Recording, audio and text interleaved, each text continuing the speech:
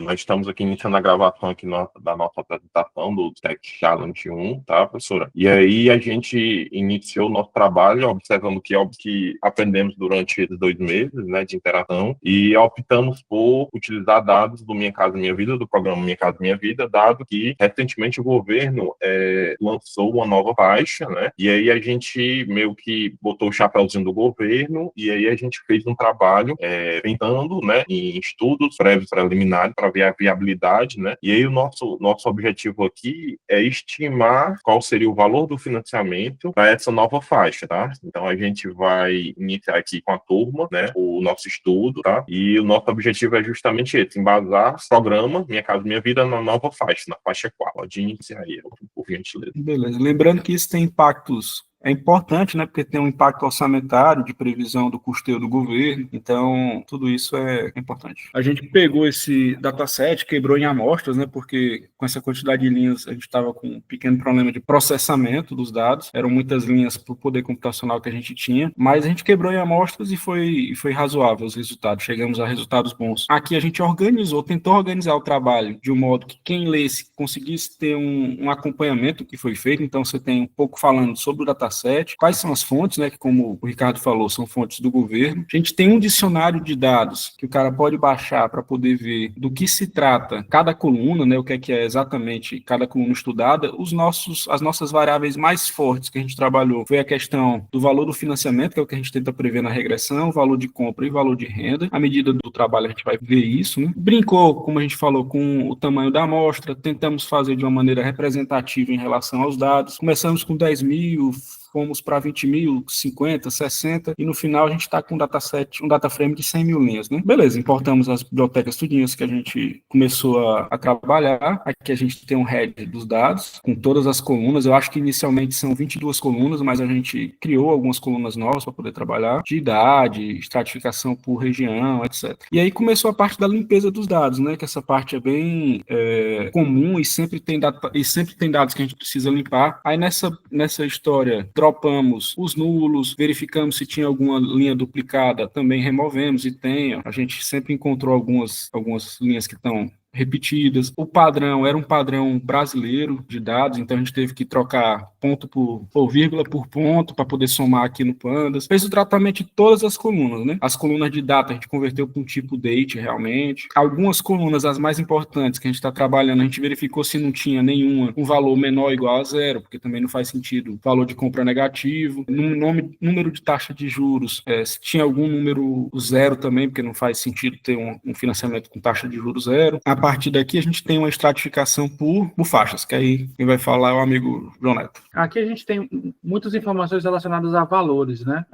Então a gente pensou em tentar fazer uma classificação aqui utilizando a data de nascimento para poder tentar pegar a informação de faixa etária, né? Estratificando aqui intervalos de 15 anos, para comparar também com o tempo, considerando o tempo de financiamento de 30 a 35 anos normalmente, e o tempo de vida das pessoas de até 75 anos aqui do brasileiro, né, a expectativa de vida. Então a gente fez essa classificação para brincar aí com essas, mas para perceber também que teve muitos dados que não foram encontrados, né? Além dessa classificação de idade, a gente achou interessante também fazer uma classificação de renda, né? Por salários mínimos, né? Identificar as pessoas que recebem menos de um salário mínimo, entre 1 e 2, até uma classificação de maior que 4 salários mínimos. E aí a gente consegue ver bem a questão de para que público-alvo mais o programa está sendo direcionado, né? Ele tem uma boa abrangência, mas a gente percebe claramente que ele é voltado para uma faixa de renda específica, né? Que é a maioria da população agraciada. Pode falar aí, Elton, dessa distribuição aí, desses histogramas que tu trabalhou em cima sobre... Pronto, já pegando aqui em seguida do João Neto. Cara, isso que ele falou, a gente vai constatar em mais 2 momentos agora, né? Tanto na visão dos histogramas, que a gente faz uma preparação aqui para exibição, e a gente vê claramente que, tanto no valor do financiamento, quanto no... Isso aqui é valor de compra e a renda familiar, né? Todos esses histogramas, eles têm um enviesamento para a esquerda, né? Eles não seguem uma distribuição, aparentemente, eles não seguem uma distribuição normal clássica, né? Tem sempre esse enviesamento. Valor do financiamento, esse outro aqui, o gráfico ficou grande, não tá para baixo, para cima. Segundo aqui, a renda também, e aqui para cá. O valor de compra. Você vê que todos esses histogramas dessas três variáveis que a gente definiu como as principais estão deslocados para a esquerda, né? Então, quando você faz, inclusive, os testes de assimetria estatísticos, a gente verifica que eles realmente estão mais tendenciosos à esquerda, né? A gente utilizou aqui a assimetria com o teste de skewness e a kurtose para ver o achatamento da curva normal.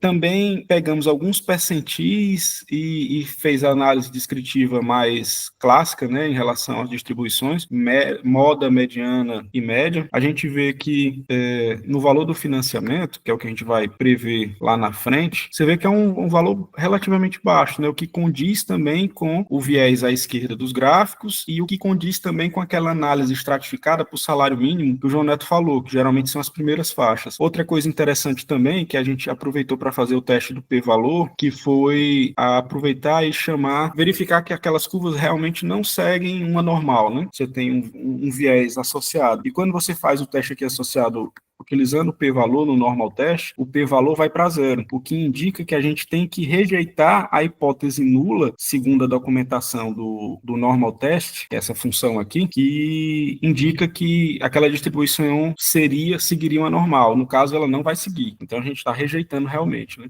Depois, a gente começa a fazer uma análise estratificada por UF, a gente verifica, até para inicialmente uma surpresa minha, né? Você vê que São Paulo, Rio Grande do Sul, Paraná, ou seja, Sudeste e Sul, você tem um volume muito grande de assistidos do Minha Casa Minha Vida, quando a gente inicialmente, né, pelo menos preliminarmente, pensaria que Nordeste seria mais bem assistido em relação a isso, mas a gente vale lembrar a distribuição demográfica do Brasil, que são estados muito populosos também, né? Principalmente São Paulo, por isso que ele apresenta-se quase como um outlier aqui. Não é um outlier porque isso aqui são dados reais. Então, realmente, ele entra nas contas, né? A gente fez uma análise também dessa por região, né? A gente vê, ó, Nordeste tem seu peso, mas Sudeste e Sul são os que mais chamam a atenção, são as maiores. Você tem novamente uma análise por faixa de renda. Quer falar, Jonathan?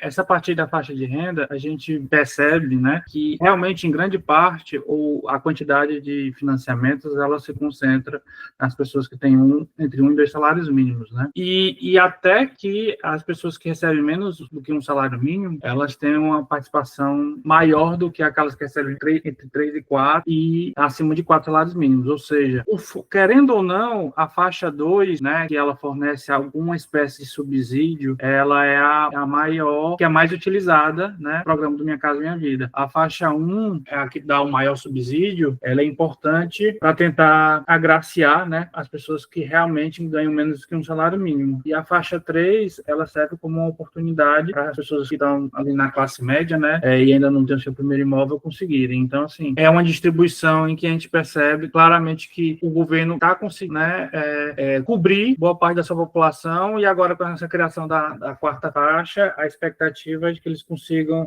envolver ainda mais a classe média, apesar de que a faixa que abrange aí entre 1 e 2 salários mínimos seja maior, até por conta da maioria da população brasileira estar nessa faixa, né? Em termos de organização, até faz sentido ele ter começado estritamente com a população mais baixa, e alguns anos do Minha Casa Minha Vida, e agora está colocando uma faixa a mais, né, para agregar um pouco mais de pessoal da renda ligeiramente maior. Assim, faz sentido em termos de política pública, né? Exato. Tudo bem.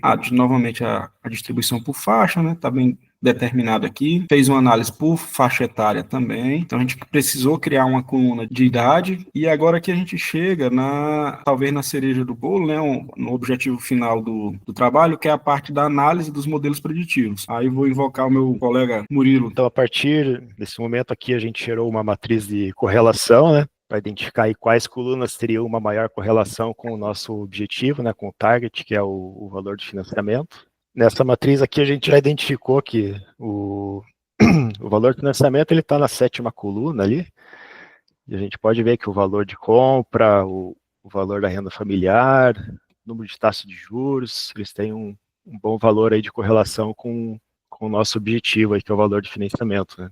Fomos aí para o nosso primeiro experimento, né? Então a gente definiu ali nossas variáveis X, que seriam os preditores, e a nossa variável target ali, que é o valor de financiamento. Fizemos um tratamento ali para essas colunas.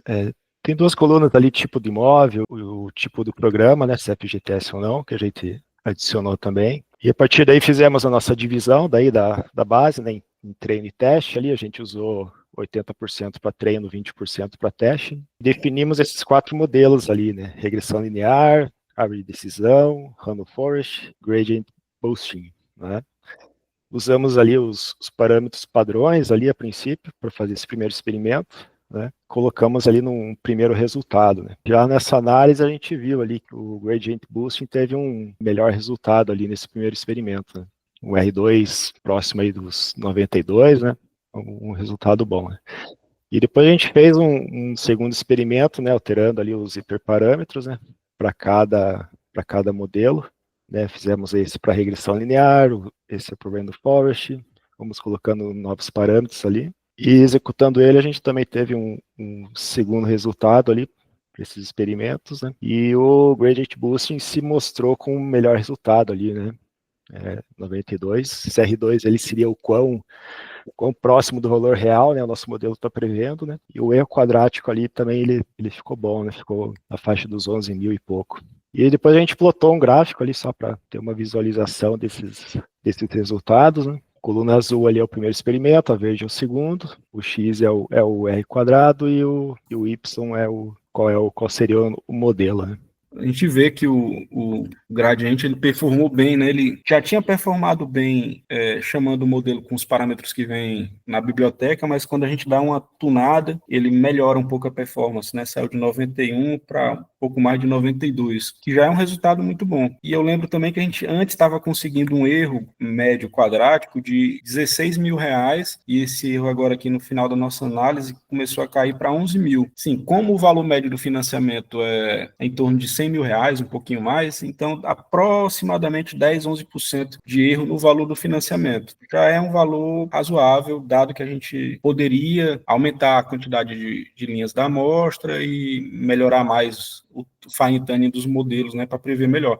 Mas já chegou num resultado bem razoável. Pronto, então para resumir bem rápido os resultados, né, a gente viu que a exploração com o aumento no número de linhas verificadas, ela contribui também, né, nesses nossos testes, para o crescimento do percentual dos resultados positivos do programa Minha Casa Minha Vida. Como impacto, a gente viu que esse incremento mostra a eficácia das nossas estratégias de verificação, né, com as colunas que nós incrementamos na nossa base de dados, e com essas estratégias de verificação foi confirmando que o maior rigor na avaliação vai estar diretamente ligado à obtenção dos resultados melhores. Concluindo bem rápido, esses dados reforçam a importância de manter o compromisso com a precisão nas verificações. Sempre a gente, ao longo dessas últimas semanas, foi fazendo a garantia de que esses recursos do programa eles sejam destinados para as famílias da primeira e da segunda faixa, né, como os meninos bem apresentaram, e que a gente vai ter um empenho, né, em melhorar sempre continuamente esse projeto. E esse empenho de melhoria também é com o aumento dos estudos. Esse estudo é inicial, mas a gente também deixou margem para, a cada vez mais, aumentando o número de linhas verificadas, como também garantindo